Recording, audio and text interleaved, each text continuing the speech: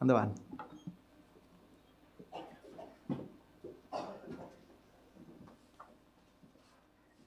Bien, pues buenos días a todos. Buenos días. Como algunos de vosotros sabéis, empecé, hace 2 meses la última predicación acerca de Santiago, del libro de Santiago, la epístola de Santiago. Así que en esta mañana vamos a continuar, pero antes de nada vamos a tener una palabra de oración.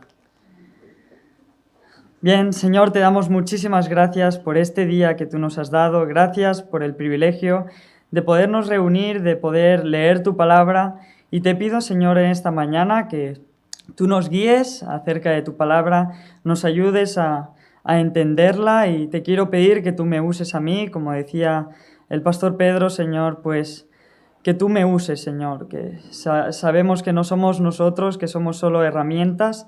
Y te pido, Señor, pues que tú me ayudes y tú me uses en esta mañana, que no sean mis palabras, sino que sean las tuyas, Señor. Y te pido por cada uno de los que están escuchando, para que tú les ayudes, Señor, y para que me ayudes a mí también a poder explicar aquello que tú has puesto en mi corazón. Gracias por todo y te pedimos, Señor, que tú estés con nosotros. En el nombre del Señor Jesús. Amén. Bien, pues os invito a leer en la epístola de Santiago. Vamos a leer capítulo 1. En el estudio pasado estuvimos viendo de los versículos 1 al 4 y hoy estaremos viendo del 5 al 8. Pero lo vamos a leer, como es poquito, vamos a leerlo todo desde el principio. Abrimos Santiago 1, del 1 al 8 vamos a leer. Dice así: Santiago, siervo de Dios y del Señor Jesucristo, a las 12 tribus que están en la dispersión, salud. Hermanos míos, tened por sumo gozo cuando os halléis en diversas pruebas, sabiendo que la prueba de vuestra fe produce paciencia. Mas tenga la paciencia su obra completa, para que seáis perfectos y cabales, sin que os falte cosa alguna. Y si alguno de vosotros tiene falta de sabiduría, pídala a Dios, el cual da a todos abundantemente y sin reproche, y le será dada. Pero pida con fe, no dudando nada, porque el que duda es semejante a la onda del mar, que es arrastrada por el viento y echada de una parte a otra. No piense, pues, quien tal haga, que recibirá cosa alguna del Señor. El hombre de doble ánimo es inconstante en todos sus caminos. Bien, pues lo que vamos a hacer es primeramente ir desgranando un poquito estos versículos del 5 al 8 para poder entenderlo un poquito más en el contexto, y luego pues veremos algunas aplicaciones. Así que volvemos a leer el versículo 5, una vez más. Dice: y si alguno de vosotros tiene falta de sabiduría, pídala a Dios, el cual da a todos abundantemente y sin reproche, y le será dada. ¿A quién se está refiriendo? Nos dice: y si alguno de vosotros, ¿a quiénes está hablando? Pues como podemos ver, si vamos un poco más hacia atrás, el versículo 2 dice: hermanos míos. Es decir, aquí ya vemos que está hablando a creyentes, a hermanos en la fe. ¿A qué tipo de hermanos? Si vamos al versículo 1, como ya estuvimos viendo, dice: a las 12 tribus que están en la dispersión. No, aquellos hermanos que eran perseguidos y que fueron dispersados. Entonces vemos que está hablando a hermanos en la fe. ¿Y qué les dice? Dice: si alguno de vosotros tiene falta de sabiduría. Con esto podemos ver una unión, un seguimiento del versículo 4. Y aparentemente puede haber como una pequeña contradicción. A ver si la veis. Voy a leer el versículo 4 y después el 5. Dice: mas tenga la paciencia su obra completa, para que seáis perfectos y cabales, sin que os falte cosa alguna. Dice: y si alguno de vosotros tiene falta de sabiduría. Bien, en el versículo 4 dice: para que seáis perfectos y cabales, sin que os falte cosa alguna, sin que os falte nada. Y empieza el 5 diciendo: si os falta sabiduría, pedídsela a Dios. ¿Cómo es esto, no? ¿Cómo nos estaba diciendo que a través de las pruebas no nos va a faltar nada? Porque estos hermanos habían huido, ¿no? Porque eran perseguidos, estaban en pruebas, en diversas pruebas. Y les dice, si sois probados, entonces seréis perfeccionados, no os faltará nada. Y luego les dice, pero si os falta sabiduría, pedídsela a Dios.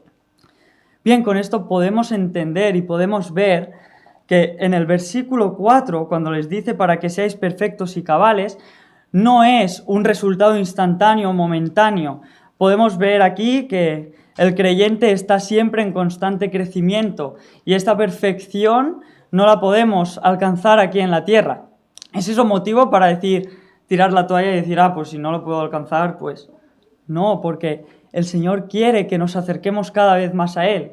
Y cuanto más cerca estemos de esa perfección, más cerca estaremos del Señor, no más podremos conocerle. Entonces vemos que esta perfección no es algo que podemos conseguir, ¿no? De un día para otro o conseguir aquí en la tierra. De hecho, el mismo Pablo dice en Filipenses 3:12, no que lo haya alcanzado ya, ni que ya sea perfecto, ¿no? El mismo Pablo dice estas palabras. Así que vemos que no es algo que hayamos ya alcanzado. Por eso el versículo 5 dice que si alguno tiene falta de sabiduría, y dice, pídala a Dios. Bien, en los versículos del 2 al 4, Santiago nos presenta una forma, una forma de crecer espiritualmente. Fijaros, dice, hermanos míos, tened por sumo gozo cuando os halléis en diversas pruebas, sabiendo que la prueba de vuestra fe produce paciencia. Nos está hablando de un crecimiento espiritual a través de la prueba, pero aquí nos presenta otro tipo de crecimiento espiritual, otra forma de crecer espiritualmente, y es pidiéndole a Dios, a través del pedir al Señor. Pero, a ver quién encuentra el vínculo de unión entre estas dos formas de crecer espiritualmente. Hay algo que es idéntico, que es el mismo elemento. ¿Alguien lo ha visto? Es la fe. Fijaros, versículo 3. Dice, sabiendo que la prueba de vuestra fe produce paciencia. Cuando somos probados, si no hay fe, no hay resultado. No hay el resultado de esa prueba, que es el crecer espiritualmente. Y si pedimos a Dios sin fe, dice versículo 6, pero pida con fe, no dudando nada. Es decir, tanto en una forma como en la otra de crecimiento espiritual es necesaria la fe. ¿Cómo pensamos crecer espiritualmente en aquellas cosas que no se ven sin fe? ¿No? Necesitamos fe, necesitamos aquello que nos ayuda a ver lo que no se ve y a creer plenamente en aquellas cosas que no se ven. Así que vemos aquí que nos presenta Santiago otra forma de crecimiento, pero unida también con la fe.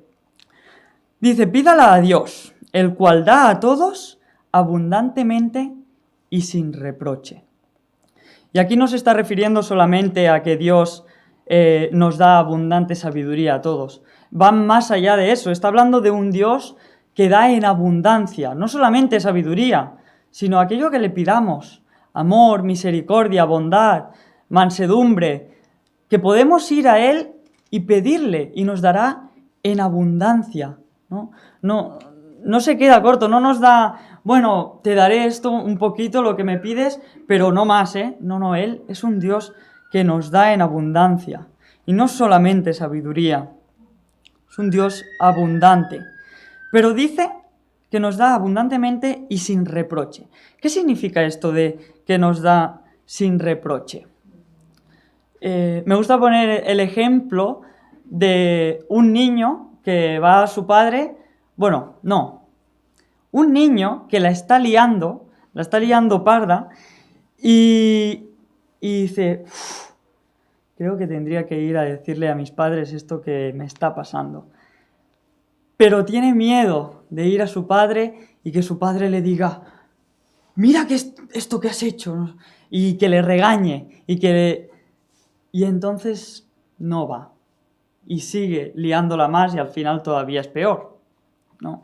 o que está equivocándose en algo, haciendo algo mal, y no se atreve a ir al profesor, ¿no? O a su padre, a decirle por miedo de que le regañe, por miedo de que le reproche, ¿no? Y reprochar es eso, señalar, ¿no? Esta falta, pero podemos ver que cuando vamos a Dios no tenemos que tener miedo. Si vamos a Dios porque nos está fallando algo, porque nos está faltando algo, el Señor no nos dirá, es que ya está bien, mira qué poca sabiduría que tienes, me estás pidiendo sabiduría, eso es que eres un falto de entendimiento, ¿no? O si vamos a Dios porque tenemos una debilidad, un problema, el Señor no nos va a reprochar en ese momento. Al revés, el Señor está esperándonos con los brazos abiertos. Él es omnisciente, Él ya lo sabe, ya sabe nuestras faltas. Él lo que quiere es que vengamos a Él. Y cuando vamos a Él, podemos estar completamente seguros que Él lo único que tiene para darnos es perdón y aquello que le estamos pidiendo. No debemos de ir a Dios con miedo, ¿no? De qué nos va a decir o de qué nos va a echar la culpa. No, el Señor está esperando a que vayas a Él para perdonarte, para darte aquello que te falta. Y termina el versículo diciendo, del versículo 5 diciendo, y le será dada. Aquello que le pide, ¿no? La sabiduría, le será dada. Este es el objetivo, ha sido cumplido, ¿no? Este versículo, si se saca de contexto así solo, puede ser malinterpretado. Puede venir alguien y decir, yo llevo pidiendo sabiduría al Señor, pidiéndole, y aquí dice que me será dada, pero yo sigo igual de tonto que antes, ¿no? Dice, yo no consigo dar pie con bola, siempre meto la pata. Vamos al versículo 6, porque no podemos sacar solamente el versículo 5. El versículo 6 dice, pero pida con fe, no dudando nada, porque el que duda es semejante a la onda del mar, que es arrastrada por el viento y echada de una parte a otra. Bien, yo este pasaje me lo imagino muy gráficamente. Me imagino el versículo 5 que nos aparece y que no están como escondidos, el 6, el 7 y el 8. Y entonces, cuando vas leyendo en el versículo 5 y dice, el que tiene falta de sabiduría, dice, pídala a Dios. Yo me imagino ahí como un botoncito, que entonces tú le das ahí al pídala a Dios y te aparece, ¡pum!, el versículo 6, que dice, pero pida con fe, ¿no? Esto complementa al versículo 5. Es una condición para que recibamos aquello que estamos pidiendo. Pedir con fe. Y es interesante cómo Santiago vuelve a introducir aquí el tema de la fe. Estuvimos viendo que la epístola de Santiago, el tema principal es una fe verdadera, ¿no? Esta fe que obra, una fe en el Señor, una fe de verdad. Y vemos cómo nos está diciendo que la fe es el motor para el crecimiento espiritual, tanto en las pruebas como cuando le pedimos al Señor para crecer. Vemos como el tema principal sigue allí y nos está diciendo, el principio es la fe. Bien, entonces le hemos dado ahí al botón y dice, pero pida con fe. Y le volvemos a dar ahí a otro botoncito que nos aparece y dice, no dudando nada, no dudando nada. Es decir, la fe no va acompañada de las dudas. Pedir con fe es pedir sin dudas. Y a veces hay hermanos que piensan que el pedir con dudas o el dudar es sinónimo de una fe pequeña. Pero no. El sinónimo de una fe pequeña no es el pedir con dudas. Si pides con dudas, estás pidiendo sin fe. Imaginaros en el momento de la conversión. Se requiere fe, ¿verdad? Imaginaros uno que está creyendo en el Señor Jesús o que está haciendo acto de fe y dice, bueno, yo tengo dudas de que Jesucristo es el Mesías, de que Jesucristo resucitó. ¿Pensáis que puede ser salvo? No está teniendo fe, ni siquiera una fe pequeñita, porque está dudando. ¿no? El Señor Jesús le respondió a sus discípulos que aunque tuvierais fe como un grano de mostaza, ¿no? Aunque tuvierais una fe pequeñita, diríais a este monte, muévete y será movido, ¿no?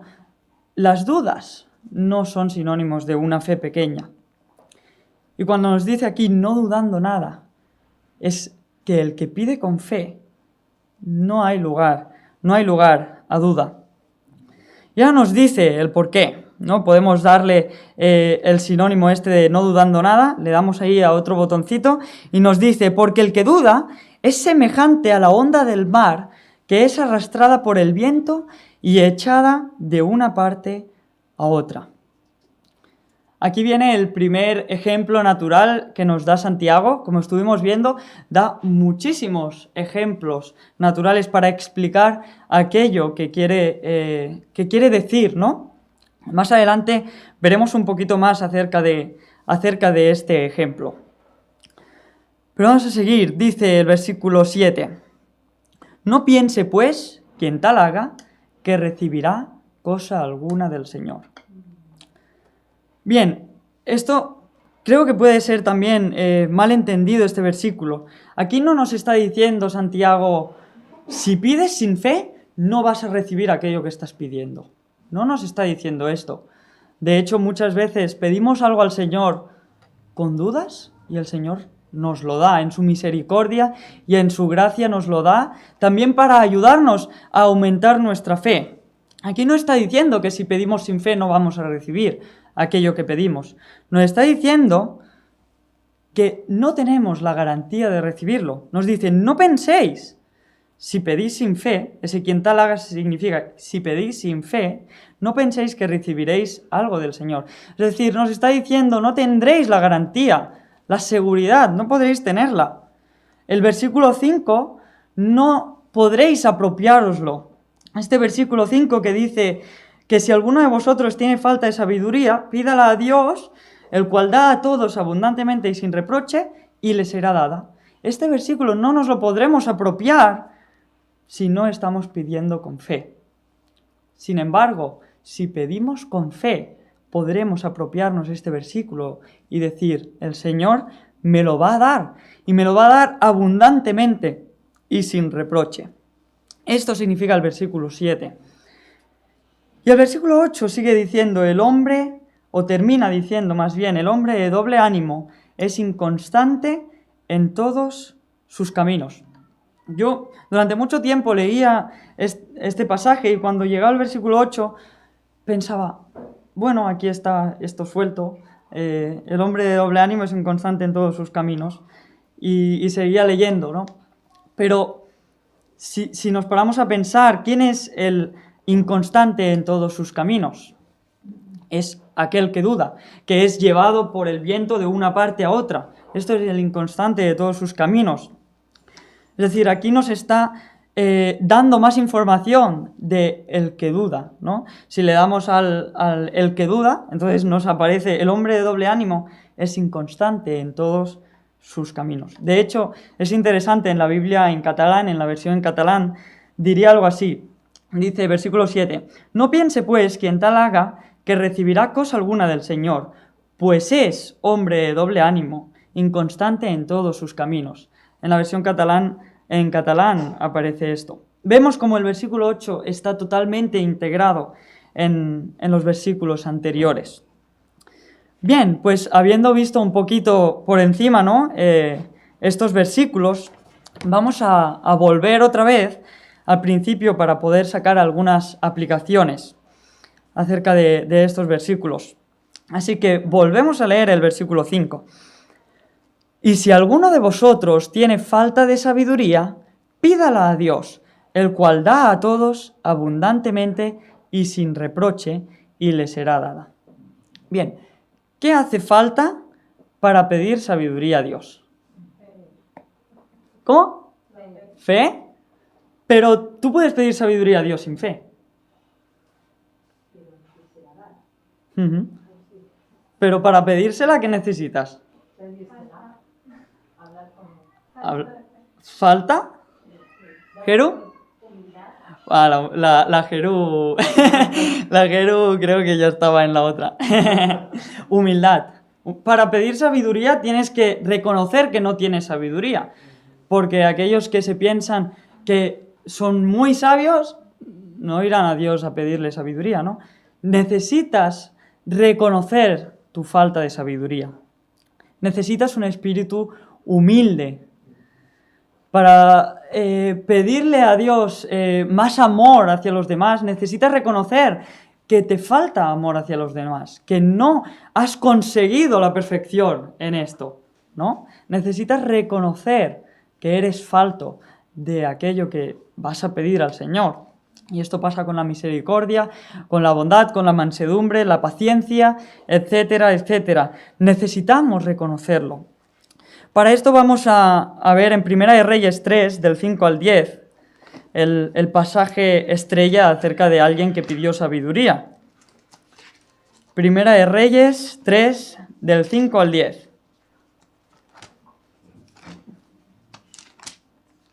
Sin perder, lo he dicho un poco tarde, pero sin perder Santiago. Primera de Reyes 3, del 5 al 10. Vamos a leer.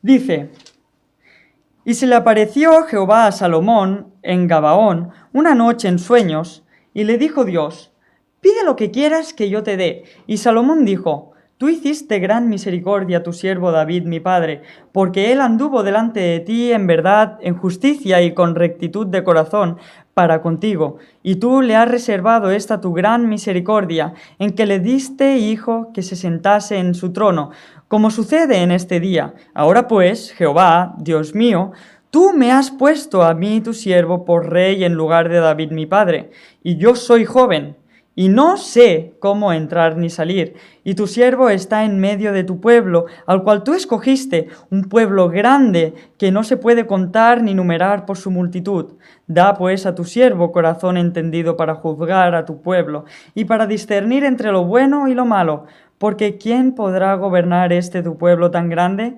Y agradó delante del Señor que Salomón pidiese esto. Salomón era joven, y aquí ya era rey, ya había sido proclamado rey. Podrían habérselo subido los humos a la cabeza y decir: ¡guau! Mira, soy rey de toda esta nación, de todo este pueblo. Mira qué grande que soy. Y sin embargo, le dice a Dios: soy joven, soy pequeño delante de este pueblo tan grande. Necesito de tu ayuda. No necesito, soy falto de sabiduría para gobernar este pueblo. Y vemos aquí el espíritu humilde de Salomón al pedir sabiduría a Dios. Si Salomón hubiese pensado que él podía delante de ese pueblo, no le habría pedido a Dios sabiduría, le habría pedido otras cosas, riquezas o alguna otra cosa. Pero él reconoció su falta de sabiduría. Él tenía un espíritu humilde y eso fue lo que hizo que Dios le diera abundantemente y sin reproche, ¿no? Cuando vamos a Dios y le pedimos, debemos de reconocer aquellas cosas que nos faltan, pero debemos de buscar y decir: a ver, ¿qué es lo que me falta? ¿No? El creyente que no crece espiritualmente es aquel creyente que no tiene ninguna lucha espiritual. Para poder crecer necesitamos tener luchas.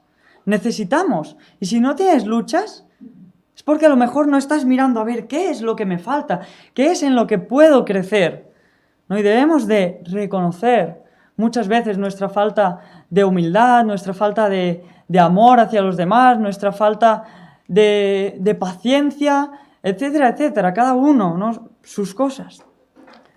Y debemos de, como Salomón, ¿no?, con un espíritu humilde, ir a Dios y pedirle y decirle: mira, me falta esto. Ayúdame, Señor, a aumentar, a crecer en todas estas cosas. No es el espíritu humilde que necesitamos. En segundo punto, vemos aquí, ¿no?, como Santiago nos está hablando acerca de la sabiduría. Nos pone: si alguno tiene falta de sabiduría. ¿Ha puesto aquí la palabra sabiduría por ponerla? Porque puede ser aplicado esto al amor, a la paciencia, a muchas otras cosas. Pero aquí Salomón ha puesto la palabra sabiduría. Bien, como vimos también en el otro domingo, la epístola de Santiago es como una guía práctica para el creyente, es como esta fe verdadera, poderla poner en práctica. ¿Y qué es la sabiduría en términos bíblicos? ¿Es solamente conocimiento? Es aplicar, ¿no? Este conocimiento, es el saber cómo actuar frente a una circunstancia. Salomón quería saber cómo actuar en frente a los problemas. Es el poder encontrar la solución correcta o hacer aquello correctamente, ¿no? Delante de una situación, de una circunstancia. Y vemos como aquí Santiago, no por ponerla, sino porque viene con el tema que va a tratar más adelante, pone la palabra sabiduría. No vemos esta unidad en la epístola de Santiago. Vemos Santiago 3:17, como más adelante nos hablará acerca de la sabiduría. Santiago 3:17 dice: pero la sabiduría que es de lo alto es primeramente pura, después pacífica, amable, benigna, llena de misericordia y de buenos frutos, sin incertidumbre ni hipocresía. Veis que la sabiduría de Dios no se queda en conocimiento solamente. Dice que es llena de buenos frutos. Sin embargo, vemos que en estos versículos primeros, la sabiduría no es el tema principal que Santiago nos quiere mostrar. Vemos que el tema principal es acerca de la fe y acerca de la falta de fe al pedirle esta sabiduría, ¿no? Así que vamos a adentrarnos en la fe, ¿no? En la fe al pedirle a Dios, o la falta de fe al pedirle al Señor. Así que vamos a leer el versículo 6, que ya nos empieza a hablar de esto. Pero pida con fe, no dudando nada, porque el que duda es semejante a la onda del mar, que es arrastrada por el viento y echada de una parte a otra. La fe y las dudas no pueden ir juntas de la mano. No puedes tener fe en Dios y dudar de su palabra. No puedes tener fe en Jesucristo y dudar de sus hechos. Hay muchas personas, esto parece muy lógico, pero hay muchas personas que dicen: yo tengo fe en Dios, pero lo que dice la Biblia, eso no es cierto, o muchas cosas que dice la Biblia no son ciertas. O dicen: yo tengo fe en el Señor Jesucristo, pero todo lo que hizo, yo no creo que Jesucristo resucitara de los muertos. Entonces, ¿qué fe tienes? ¿No? Una fe que duda es una fe muerta, ¿no? Es una fe que no es viva, que no es verdadera. La fe no puede ir acompañada de las dudas. Hebreos 11:1, este versículo creo que lo conocemos todos, nos lo dice muy claro. Es pues la fe, la certeza de lo que se espera, la convicción de lo que no se ve. ¿Dónde está aquí la duda? En la certeza y en la convicción. No hay lugar a dudas. No existe lugar a la duda. Así que nos está diciendo aquí Santiago, pedir a Dios con fe es pedir sin dudar. Pedir creyendo que recibiremos aquello que estamos pidiéndole al Señor. Marcos 11:24 dice Jesús: por tanto os digo que todo lo que pidiereis orando, creed que lo recibiréis y os vendrá. No solamente creer que el Señor es todopoderoso y que puede hacerlo. No, es algo más personal, es creer que el Señor nos lo va a dar a nosotros, aquello que estamos pidiendo. Creyendo que si le estamos pidiendo a Dios sabiduría, el Señor nos dará esa sabiduría. No solamente que puede hacerlo, sino que nos lo va a dar, que lo va a hacer en nosotros. Esta es la fe que nos dice aquí Santiago que tenemos que tener, no dudando nada. Porque el que duda es semejante a la onda del mar, que es arrastrada por el viento y echada de una parte a otra.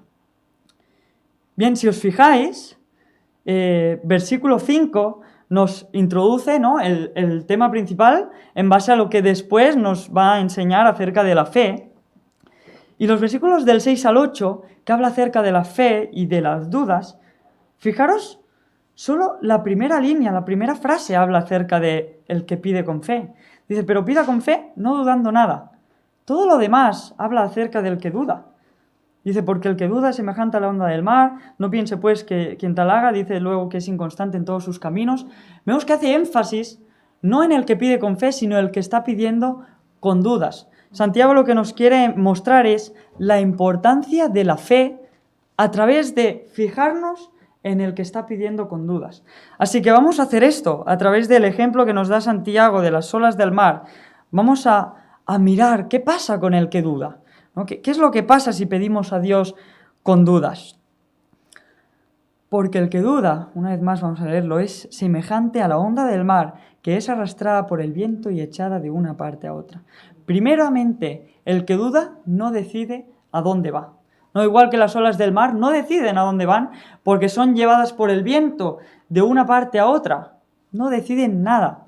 No, a lo mejor pueden tener voluntad y decir yo quiero ir ahí, pero son arrastradas por el viento de una parte a otra. Versículo 5 dice, y si alguno de vosotros tiene falta de sabiduría, pídala a Dios, el cual da a todos abundantemente y sin reproche, y le será dada. En el versículo 5 vemos que el que pide con fe es llevado a donde él quiere. Le está pidiendo a Dios sabiduría y le será dada, y le es dada sabiduría. Sin embargo, ¿qué nos dice del que duda?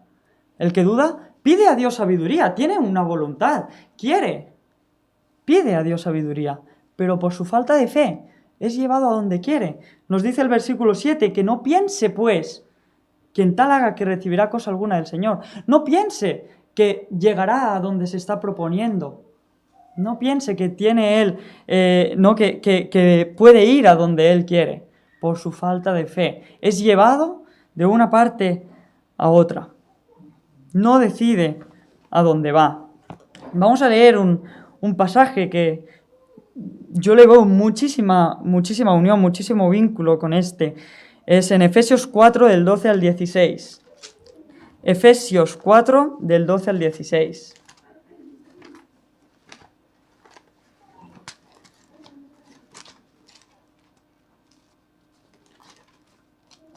Vale, dice así. A fin de perfeccionar a los santos para la obra del ministerio, para la edificación del cuerpo de Cristo, hasta que todos lleguemos a la unidad de la fe y del conocimiento del Hijo de Dios, a un varón perfecto, a la medida de la estatura de la plenitud de Cristo. Fijaros que aquí también nos está hablando de una perfección espiritual, de llegar, ¿no?, a esa perfección, a un varón perfecto, igual que en Santiago estábamos viendo. Para que ya no seamos niños fluctuantes, llevados por doquiera de todo viento de doctrina, por estratagema de hombres que para engañar emplean con astucia las artimañas del error, sino que siguiendo la verdad en amor, crezcamos en todo en aquel que es la cabeza, esto es, Cristo, de quien todo el cuerpo, bien concertado y unido entre sí, por todas las coyunturas que se ayudan mutuamente, según la actividad propia de cada miembro, recibe su crecimiento para ir edificándose en amor. Fijaros el versículo 13. Hasta que todos lleguemos a la unidad de la fe. Versículo 14. Para que ya no seamos niños fluctuantes. Vemos aquí que la unidad de la fe, que la fe en Dios nos ayuda a no ser estos niños fluctuantes, a no estar llevados por cualquier viento de doctrina, como dice Santiago, a no ser arrastrados por el viento de una parte a otra y ser inconstantes en nuestros caminos. La fe en Dios hace efectiva la voluntad del hombre. Vuelvo a repetir, la fe en Dios hace efectiva la voluntad del hombre. Voy a explicarlo. Obviamente aquí me refiero cuando digo a la voluntad del hombre, estoy hablando de una voluntad que es en armonía a la voluntad de Dios. Y a lo mejor me dirás, claro, pero si la voluntad del hombre está en armonía con la voluntad de Dios, pues claro que se va a cumplir. Casi que no hace falta ni fe. Sin embargo, no es así. Y os pondré un ejemplo.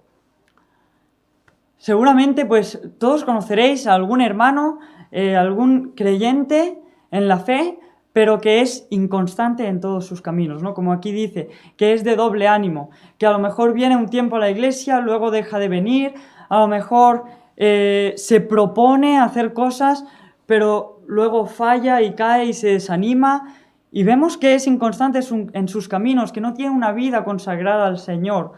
Y a lo mejor tú puedes ir con toda tu buena voluntad y decirle, hermano, ya sé lo que te pasa, es que tú tienes que proponértelo, tienes que querer hacerlo, tienes que tener una voluntad de querer servir al Señor, de querer... Y Él te va a decir, ¿tú piensas que no me lo he propuesto? ¿Tú piensas que yo no quiero seguir al Señor? ¿Tú piensas que yo estoy así y de esta forma inconstante porque eso es lo que quiero? ¿Piensas que no es mi voluntad o piensas que no es lo que yo quiero, servir al Señor con todas mis fuerzas? Muchas veces, claro que se lo han propuesto. Entonces, ¿qué es lo que pasa? La falta de fe muchas veces puede ser lo que esté pasando. La falta de fe. Porque la fe en Dios hace efectiva la voluntad del hombre, pero la falta de fe en Dios nos hace ir inconstantes en nuestros caminos, nos hace ir de una parte a otra. Vamos a ver dos ejemplos, por ejemplo, Mateo 9, del 20 al 22. Es el ejemplo de la mujer que tiene el flujo de sangre. Dice Mateo 9, del 20 al 22. Dice así: Y he aquí, una mujer enferma de flujo de sangre desde hacía 12 años, se le acercó por detrás y tocó el borde de su manto, porque decía dentro de sí, si tocare solamente su manto, seré salva. Pero Jesús, volviéndose y mirándola, le dijo, ten ánimo, hija, tu fe te ha salvado. Esa mujer no estaba dudando, y mira que lo que quería hacer era algo bien difícil, ¿no? El de tocar su manto y ser salva. No lo tocó por si acaso, dice que lo creía. Dice, le tocaré su manto y seré salva. Vemos que esta mujer tuvo fe y el Señor obró en ella, ¿no? Su voluntad, pues, se hizo, ¿no? Obviamente fue Dios, ¿no? Pero fue por su fe. En cambio, vemos en Mateo 17, 14 al 20, otro pasaje muy conocido, cuando los discípulos no pueden echar al demonio. Mateo 17, versículos 14 al 20. Dice, cuando llegaron al gentío, vino a él un hombre que se arrodilló delante de él, diciendo, Señor, ten misericordia de mi hijo, que es lunático y padece muchísimo, porque muchas veces cae en el fuego y muchas en el agua, y yo le he traído a tus discípulos, pero no le han podido sanar. Respondiendo Jesús dijo, oh generación incrédula y perversa, ¿hasta cuándo he de estar con vosotros? ¿Hasta cuándo os he de soportar? Traédmelo acá. Y respondiendo Jesús al demonio, cual salió del muchacho, y éste quedó sano desde aquella hora. Viniendo entonces los discípulos a Jesús aparte, dijeron, ¿por qué nosotros no pudimos echarlo fuera? Jesús les dijo, por vuestra poca fe. Vemos aquí que los discípulos tenían una voluntad, y esa voluntad no es que estuvieran en desacuerdo con la voluntad de Dios. Dios también quería echar fuera a ese demonio, pero no era suficiente, tenían que tener fe en el Señor. Y de la misma forma, no es suficiente que tú tengas una buena voluntad de servir a Dios. Necesitas fe, creer en sus promesas, creer que el Señor te va a ayudar y va a ir contigo. ¿Y por qué es tan importante la fe? Volvemos otra vez a Hebreos 11.1. La fe es la certeza de lo que se espera, la convicción de lo que no se ve. ¿Qué pasa si yo tengo la voluntad de servir a Dios, pero no tengo fe? ¿Voy a confiar en que Dios me va a ayudar? ¿Voy a estar convencido de que Dios me va a ayudar si no tengo la convicción en aquello que no veo? No.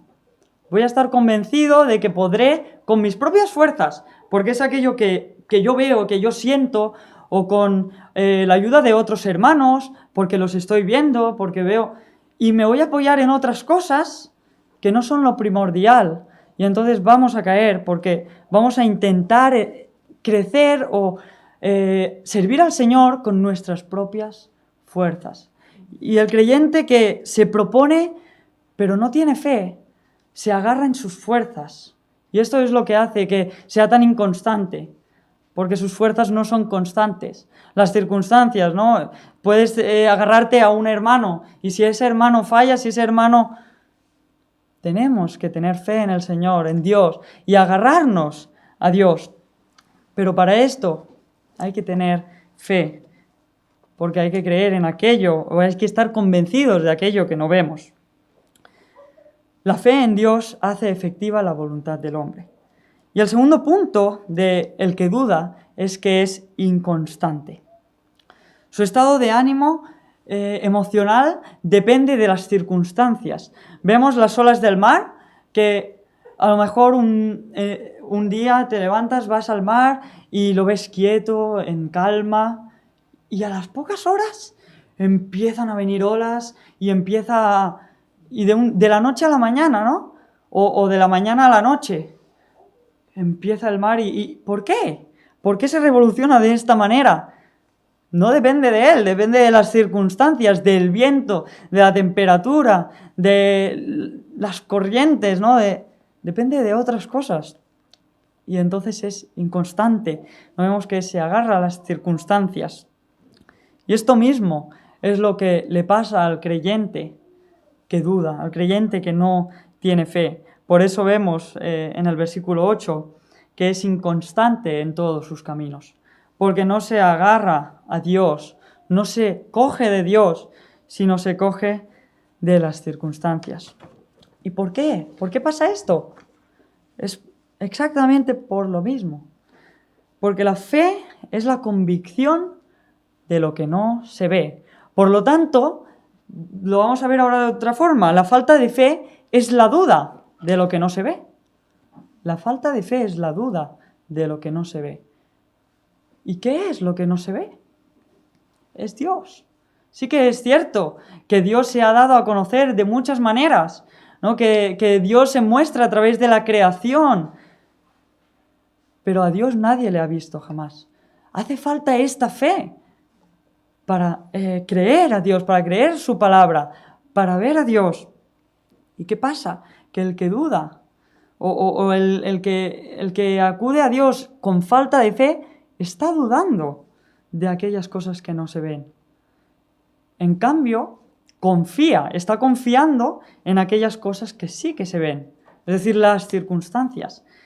Y por esto el que duda acaba siendo inconstante en sus caminos, acaba sin decidir a dónde va, acaba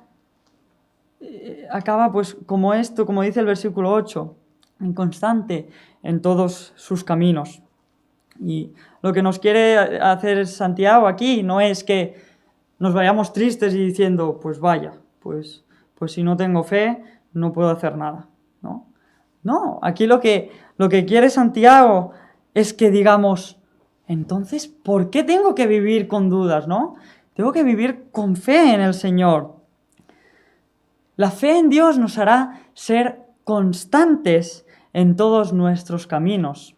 La fe en Dios hará efectiva nuestra voluntad, que está en armonía con la de Dios. Nos hará estar arraigados a aquello que no se ve, es decir, nos hará estar arraigados a Dios y nos ayudará a crecer espiritualmente.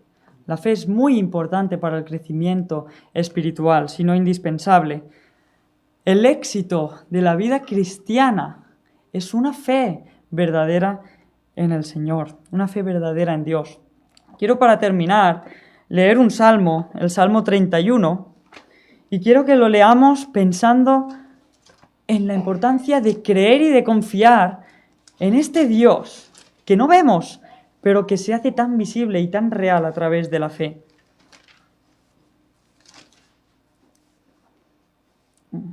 Dice así David: en ti, oh Jehová, he confiado. No sea yo confundido jamás. Líbrame en tu justicia, inclina a mí tu oído, líbrame pronto. Sé tú mi roca fuerte y fortaleza para salvarme. Porque tú eres mi roca y mi castillo. Por tu nombre me guiarás y me encaminarás. Sácame de la red que han escondido para mí, pues tú eres mi refugio. En tu mano encomiendo mi espíritu. Tú me has redimido, oh Jehová, Dios de verdad. Aborrezco a los que esperan en vanidades ilusorias. Mas yo en Jehová he esperado. Me gozaré y alegraré en tu misericordia, porque has visto mi aflicción, has conocido mi alma en las angustias. No me entregaste en mano del enemigo, pusiste mis pies en lugar espacioso, Ten misericordia de mí, oh Jehová, porque estoy en angustia. Se han consumido de tristeza mis ojos, mi alma también y mi cuerpo, porque mi vida se va desgastando de dolor y mis años de suspirar. Se agotan mis fuerzas a causa de mi iniquidad y mis huesos se han consumido. De todos mis enemigos soy objetivo de oprobio y de mis vecinos mucho más, y de horror de mis conocidos. Los que me ven fuera huyen de mí. He sido olvidado de su corazón como un muerto. He venido a ser como un vaso quebrado. Abro un paréntesis. Fijaros en las circunstancias de David. ¿Cuáles eran? Porque oigo la calumnia de muchos. El miedo me asalta para todas partes, mientras consultan juntos contra mí e idean quitarme la vida. Mas yo en ti confío. Oh Jehová, digo, tú eres mi Dios, en tu mano están mis tiempos. Líbrame de la mano de mis enemigos y de mis perseguidores. Haz resplandecer tu rostro sobre tu siervo, sálvame por tu misericordia. No sea yo avergonzado, oh Jehová, ya que te he invocado. Sean avergonzados los impíos, estén mudos en el Seol, enmudezcan los labios mentirosos que hablan contra el justo cosas duras, con soberbia y menosprecio. Cuán grande es tu bondad, que has guardado para los que te temen, que has mostrado a los que esperan en ti. Delante de los hijos de los hombres, en lo secreto de tu presencia los esconderás de la conspiración del hombre. Los pondrás en un tabernáculo a cubierto de contención de lenguas. Bendito sea Jehová, porque ha hecho maravillosa su misericordia para conmigo en ciudad fortificada. Decía yo en mi premura, cortado soy de delante de tus ojos, pero tú oíste la voz de mis ruegos cuando a ti clamaba. Amad a Jehová todos vosotros sus santos, a los fieles guarda Jehová, y paga abundantemente al que procede con soberbia. Esforzaos todos vosotros los que esperáis en Jehová, y tome aliento vuestro corazón. Vamos a orar. Señor, te damos muchísimas gracias por este salmo, por estas palabras. Gracias, Señor, porque tú eres nuestra roca, nuestro castillo, nuestra fortaleza. Gracias, Señor, porque tú eres el mismo hoy, ayer y por los siglos, y tú no cambias. Ayúdanos, Señor, a aferrarnos en ti. Ayúdanos, Señor, a tener fe en ti, a tener una fe verdadera. Ayúdanos, Señor, a pedirte las cosas con fe, creyendo que tú eres un Dios bondadoso, dador, que da, Señor, en abundancia. Ayúdanos, Señor, pues, a no tener una vida de inconstancia, de dudando, Señor, en nuestros caminos y yendo de un lado para otro. Ayúdanos a desvincularnos o a desagarrarnos, Señor, de las circunstancias, de nuestras fuerzas, de todo aquello, Señor, que nos impide poner nuestra total confianza en ti. Ayúdanos a confiar plenamente en ti. Y te damos gracias, Señor, por tus promesas. Gracias, Señor, porque podemos decir con total seguridad que si pedimos según tu voluntad, tú nos oyes y tú nos contestas. Ayúdanos también a saber cuál es tu voluntad que tenemos en tu palabra, para poder pedir con fe, no dudando nada, aquello, Señor, que nos proponemos. Gracias, Señor, porque tú nos oyes. Gracias por tu bondad y tu misericordia. Gracias porque nos das muchas veces, incluso cuando te pedimos con dudas. Gracias por cómo eres, Señor. Te lo pido, Señor, todo esto y oramos en el nombre del Señor Jesús. Amén.